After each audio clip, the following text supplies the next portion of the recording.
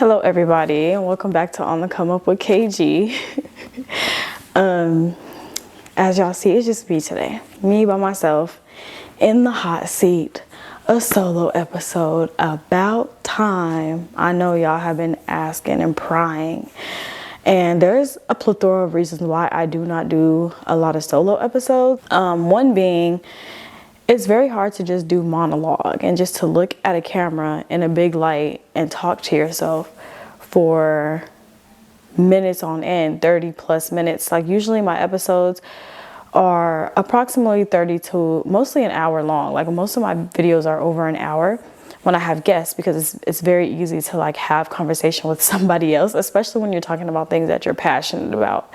You can talk about that forever with another person. But when you're talking to yourself, quite literally, it's like, how do I just run on and on and on and on and continue to talk? It's very awkward. Not only is the recording very awkward, but the editing. I have to edit, sit there, listen, and edit myself talking to myself. That is so embarrassing. Like, oh my goodness. But I know you guys really like them. The solo episodes do very well, so I do try to do these a lot. I actually had no intention on filming a solo episode today. I had 2 guests planned to film this weekend. One I couldn't film with because I ended up having some other obligations yesterday, so we had to postpone the filming. Another we were supposed to film today, but the weather in Dallas is not very well, and I wasn't really sure about the conditions of the roads because it's supposed to get really cold. Dallas is not prepared for the cold, so I didn't want to risk anyone traveling or anything like that. Just safety precautions. But on a more personal level, I have committed to filming and putting out an episode every week this year. So with that being said, I had to do a solo episode or else I would break that streak. So that's one resolution that I have for the podcast, and I'm going to say it out here out loud so that you guys could hold me accountable. And it's on record in 4K, me saying that for the next 6 months, I am really doubling down and trying my best to film and put out content every week. Because I want to prove to myself that I can be consistent. I want to prove to myself that I can get better, because I am now in full control of the podcast. I'm now the editor. I'm now the producer. I'm now the host. I'm now in charge of getting the guests.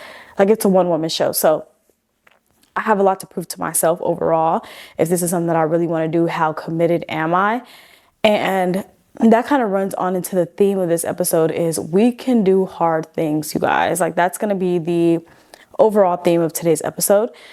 So yeah, I'm trying to commit to doubling down and putting out an episode every month, at least for the next 6 months, just so that I can see, 1, to prove to myself that I'm capable, 2, to see where it goes and how far I can get. Y'all know we have had extreme success with the podcast very, very early on. And I feel like if I would have stuck with that momentum and continued to be consistent and really like held my ground with that, there's no telling by now where this podcast would be, honestly. And it hasn't even been a whole year that I've been doing the podcast. So, we're still doing very well. And I read somewhere a statistic that said, I think it was like over 90% of podcasts don't make it past like the 7th episode. Over 90% of podcasts fail. And baby, you don't have to convince me on why that is. I understand. It's very difficult to be consistent. It's very difficult to find things to talk about. And I think that a lot of people start podcasts with the intention, or with the wrong intentions generally. So there's no longevity in it.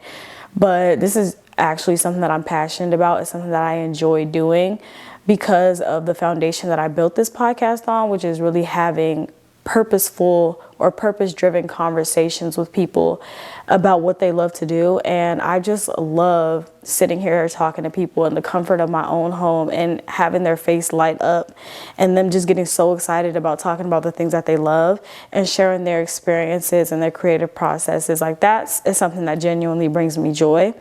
So all the other stuff are like, I don't want to say non-factors, but those are all secondary. Like the numbers, the streaming, the exposure, those are all secondary. It's like I get to do what I love, and I get to film it and record it, and I get to share with you guys very inspiring and purpose-driven and God-driven conversations that I think would be very important and conducive to the community as a whole. So I love what I do. I love doing that. And yeah, I think it's just important for me to be consistent, to continue to see where this thing can go and take you guys along with that journey. So here I am on a Sunday evening by myself with the camera in my face and a big light talking to myself.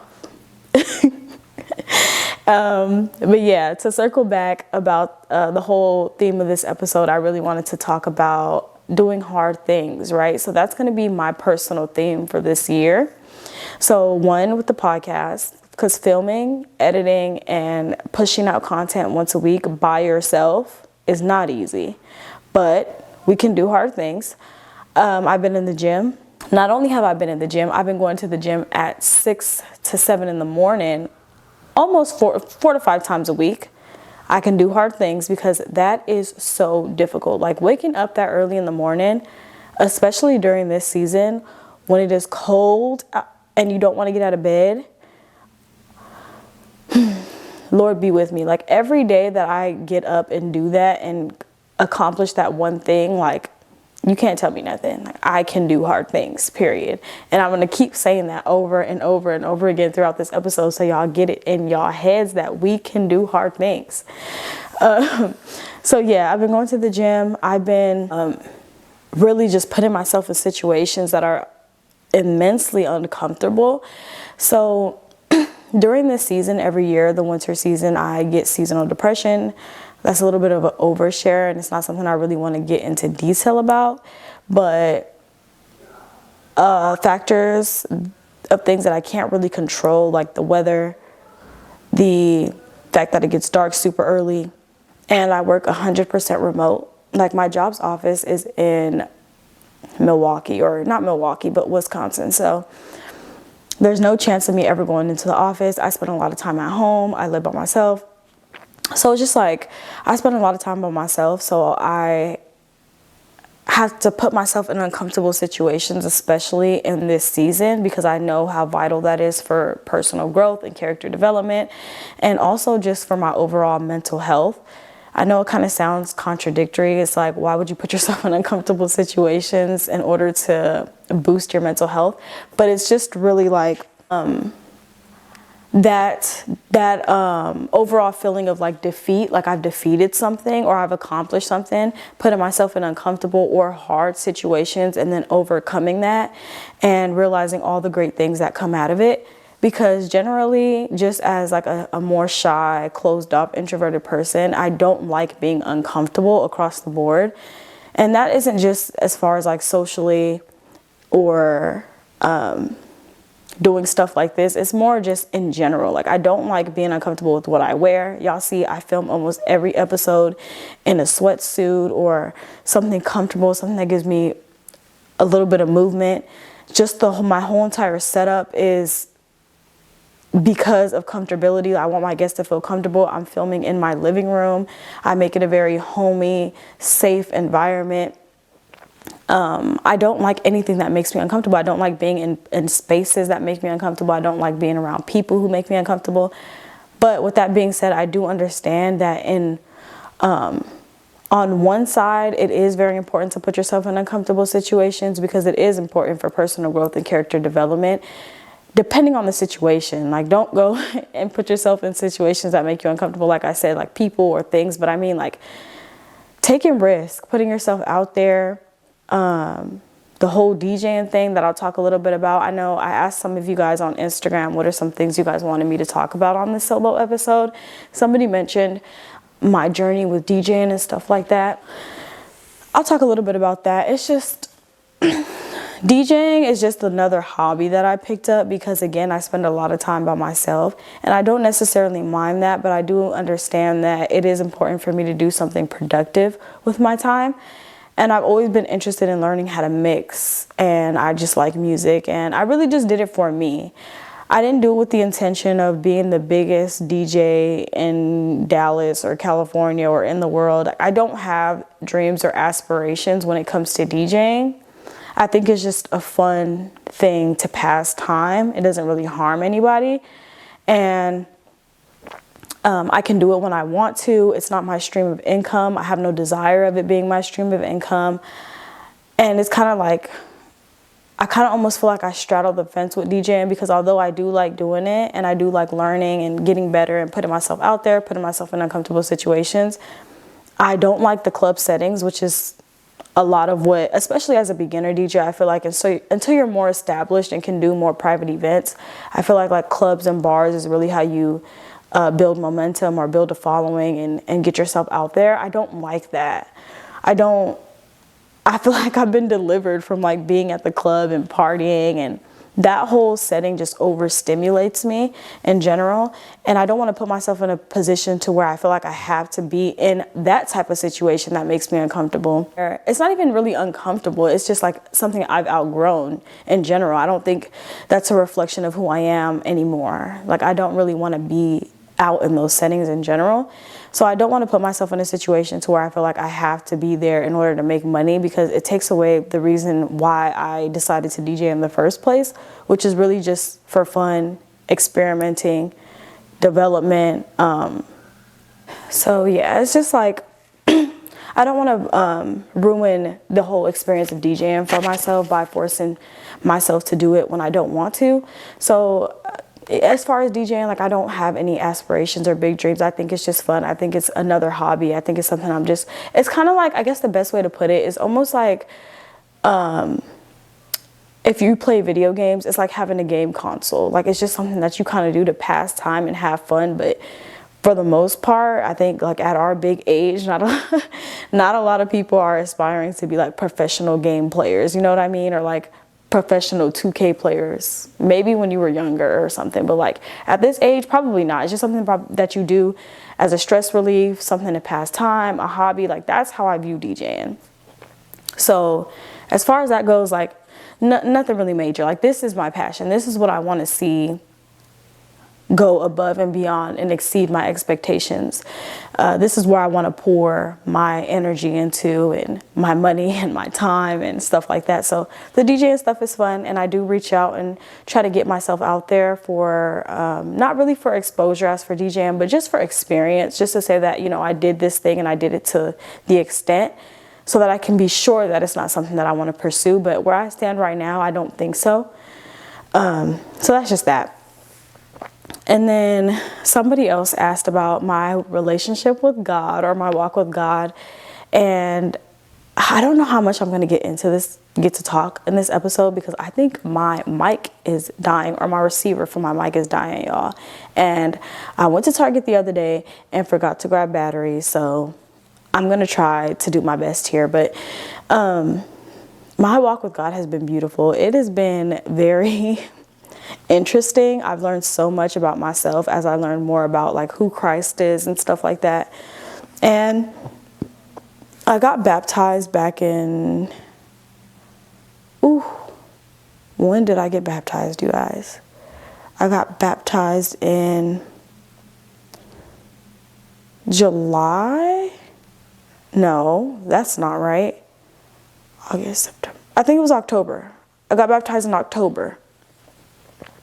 Or the end of September. Yeah. And y'all, I actually do have a very scary story about the day that I got baptized. So the day I got baptized that Sunday morning. And that night I had sleep paralysis, and I had a nightmare, you guys. Like, I'm telling y'all, this is what really made me realize a lot of the battles that we face are not between flesh. It is very spiritual. Y'all, the day that I got baptized, I was going to sleep, as I do, and the moment I felt myself going to a deep sleep, as I went to sleep, I felt a presence of a man standing next to me. This man was standing next to me, y'all. So y'all, this man is standing next to me, and he's by my bed, and I'm sitting here trying to, so he whispers in my ear, and he goes, "You're always so sleepy." And it was loud and clear as day. Like, it wasn't like I was sleeping. It was like, y'all, I instantly just gasped for air, and I was stuck. I was just staring, and this man was standing right next to me, y'all. And he was just whispering sweet nothings into my ear, and I'm in full panic. Like, I'm hyperventilating. I'm terrified. I don't think I've ever been that scared in my life. Not that I can remember, but like, I'm just stuck. I'm literally trying to utter the word Jesus, and it wouldn't even come out of my mouth. I was so scared. And yeah, that was the day I got baptized. That was probably like the second time I've ever had sleep paralysis in my entire life. That ain't nothing to play with. But yeah, my walk with God has been a good one. I've been really trying to focus. I think one thing I will say that I'm prioritizing these days is to make sure that my walk with God is mine. And something that my pastor has said at church one service, I think it actually was a baptism service. He said, God doesn't love everybody equally. He loves everybody uniquely. And that's something that I've been really surrounding my walk with Christ around, because it's like I have to recognize that because I'm not doing something like somebody else, or I'm not having the same convictions as somebody else, and I'm not altering or shaping my life in a certain type of way in this season of my life, doesn't make my relationship with God any less than the next person's. It's just something that God isn't working out through me yet. And as long as I continue to seek Him and prioritize relationship with Him, He will show me, and the Holy Spirit will confront things that need to be worked on with me. And I need to block out the outside noise, because I mentioned in past episodes how like social media plays a large part in like making you feel really ashamed and like you're not doing things right. But yeah, really just prioritizing like your relationship with Christ and what that looks like, and that you're making sure that you're vigilant and hearing what the Holy Spirit has for you and what things they need to work out in you. And, you know, like in that season, for example, if secular music is something that God is telling you to stray away from at this point in your walk, by all means, it is your duty to be obedient, but that doesn't mean that that's the case for the next person, you know, and I don't think you should make people feel guilty for not weeding out secular music at that time. And I don't think you should feel good, because sometimes like I feel guilty about that, but I don't really feel the conviction at that time, because maybe secular music doesn't make me feel or do the things to me mentally and spiritually that it might do to the next person in this season. Not to say that it never will, but like maybe at this time, like that's just not a priority for my relationship with God at this time. And that goes for everything. It goes for a lot of different things. But that's where I stand on that.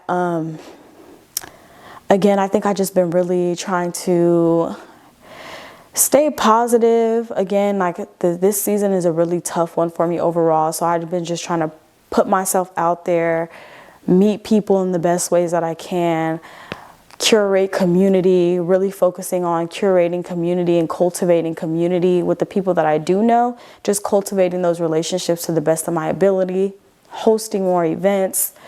I don't know, it's tough though, y'all. Like when I'm out in public, I feel so awkward. I don't know if I'm awkward in person, but I feel like I come off so unapproachable or standoffish. Like I don't want to be bothered. And it's not that. I just feel like I don't know how to interact with people anymore, especially people I don't know. Like if I don't think I've cultivated any type of relationship with you in a private setting, in public, Jesus, it's like, what is going on? Unless it's a one-on-one type of thing. I think I do a lot better with one-on-one conversations, which is why we have on the come up. But yeah, that's just, I'm trying to think if there's any other questions that you guys have asked that you guys wanted me to answer on this episode. I don't have my phone, it's on the charger, but I have it on my phone. Somebody asked about conflict resolution. Okay, so that's very interesting, because I think I've been dealing with a lot of conflict with people lately, because I find myself in this weird space where it's like you want to extend grace to people, but you also don't want people to overstep your boundaries, right? So I'm like, I was just in a situation last weekend or a couple weeks ago where somebody had just like made me feel so worthless and so beneath. I I don't want to go into detail about the situation, but just imagine somebody telling you that you deserve so much. You deserve the world and the moon and the stars and the galaxy. You deserve everything. I want to be in your life, but I don't want to give you any of that. I want you to pour into me, but I don't want to give you anything in return because you don't deserve what I can give. You deserve more than what I can give you. But you can still pour into me. That's fine. But don't expect anything from me back.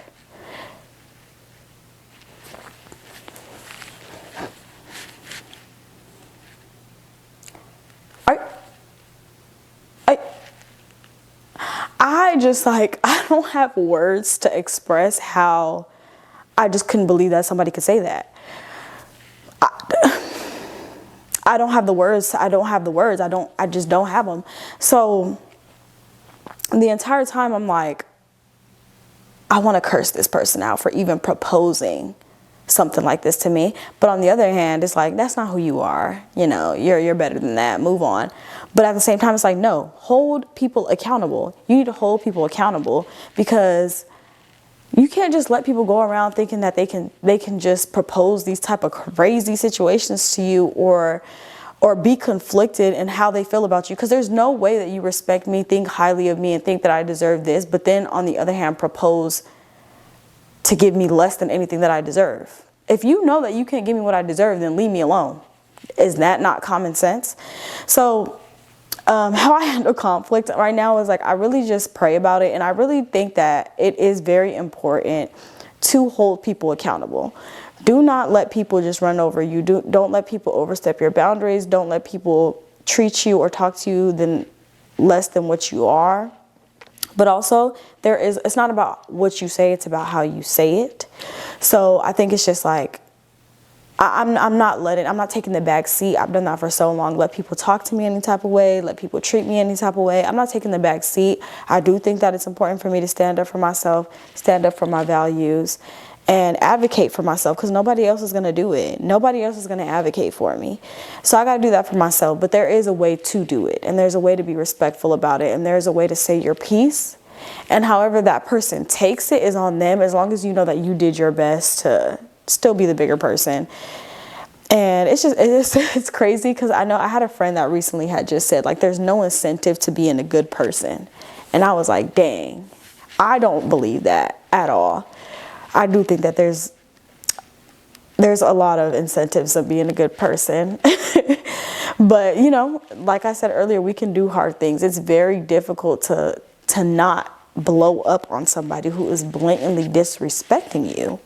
But we can do hard things. But as I was saying, like, it really is difficult to hold people accountable, set your boundaries, stand firm on your boundaries, and advocate for yourself with still keeping in mind, like, being a good person and just not going AWOL. Like, I feel like you have to realize that people get something out of seeing you react in a negative way, especially when they know that you're trying to heal and be a better person and you let them trigger you. Like, I feel like they just get off on that. So with me, it's just like, I really be like, I know when a situation happens though, I can tell when something is unsettling with me, and like I mentioned before, I don't like feeling uncomfortable. So I was like, try to do the whole, okay, you know, that's fine. I don't really want to do that. I mean, you know, okay, like, we should just go our separate ways or whatever, leave it, peace.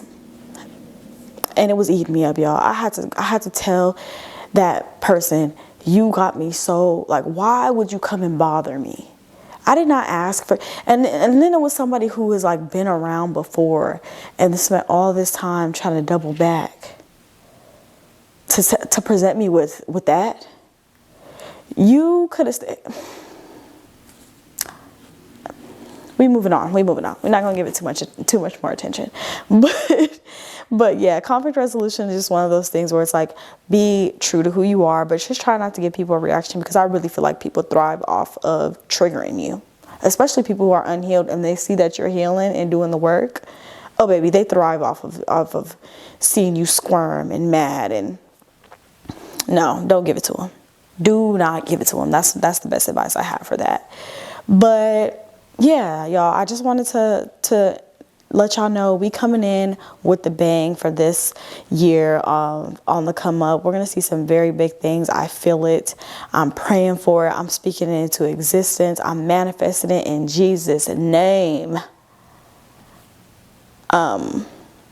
We are going to see some amazing things with this podcast this year. We're going to see my personal growth, my character development, my editing growth. Y'all are going to see me getting better with the editing, with the production, with the lighting, with the guest, with everything. It's just better. And it's going to be hard. It's going to be so hard. This last week with me getting back into the filming and then DJ and all, like, it has been so difficult, but we can do hard things. That ain't never stopped nothing. And we're going to see the results. I'm claiming we are going to see some type of results at the end of the 6 months period. I don't know if it's going to be numbers. I don't know if it's going to be just growth in me. Maybe I might see my confidence boost. I don't know if it's going to be in production. Like, we're going to see some major growth in 6 months. I'm believing it. I'm speaking it. And yeah, I know y'all be wanting to get into my business a lot with the personal episodes. That's why y'all be vouching for them so much, but I just don't feel the need. I know it's one of those things where it's like you feel like I should share and open up and be vulnerable so you guys can connect with me and we can share that and all that good stuff. But I don't think I'm really in a place where I want to be perceived on a personal level. Like, I feel like I will share my gifts with you all, and maybe as time progresses, maybe that's what we might see in the 6 month mark. Me being more comfortable sharing a little bit more personally with y'all.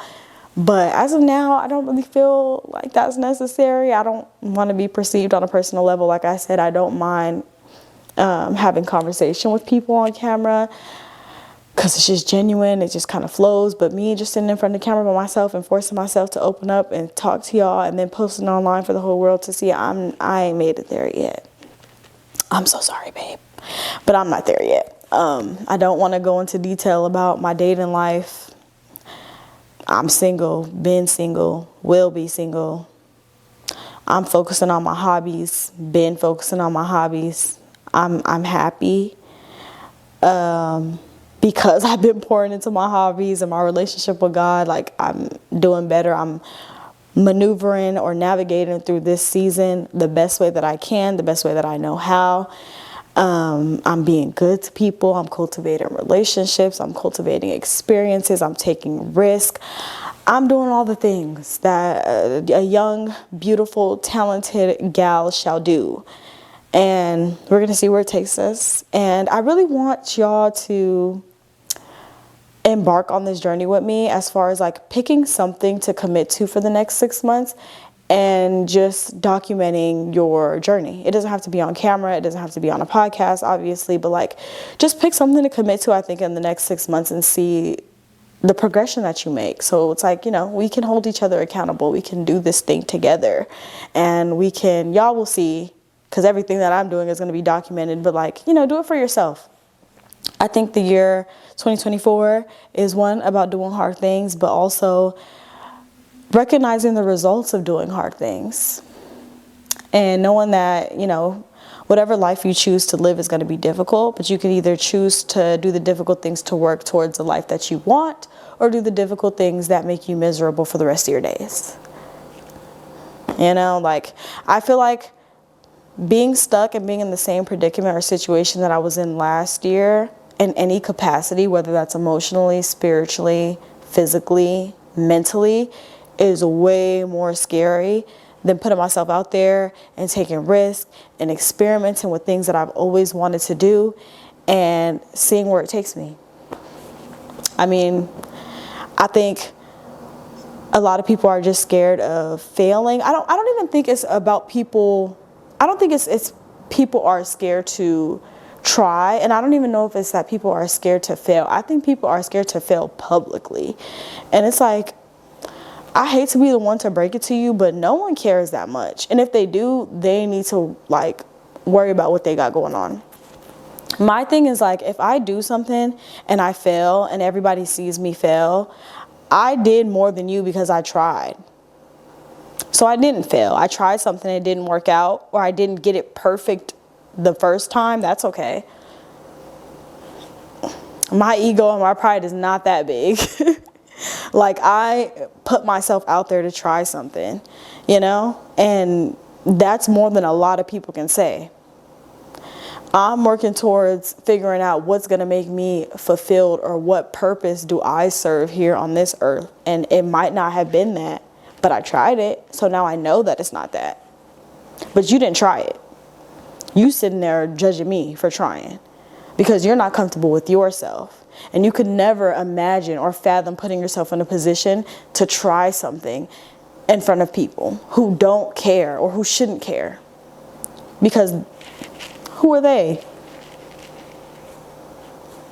I'm sorry. That seemed very personal, but really, like, I feel like in the last couple years, something that I've been unconsciously going through is like shedding my ego and like ego death. Like, who are these people? Who are people? And it's my life. Like, this is literally my world.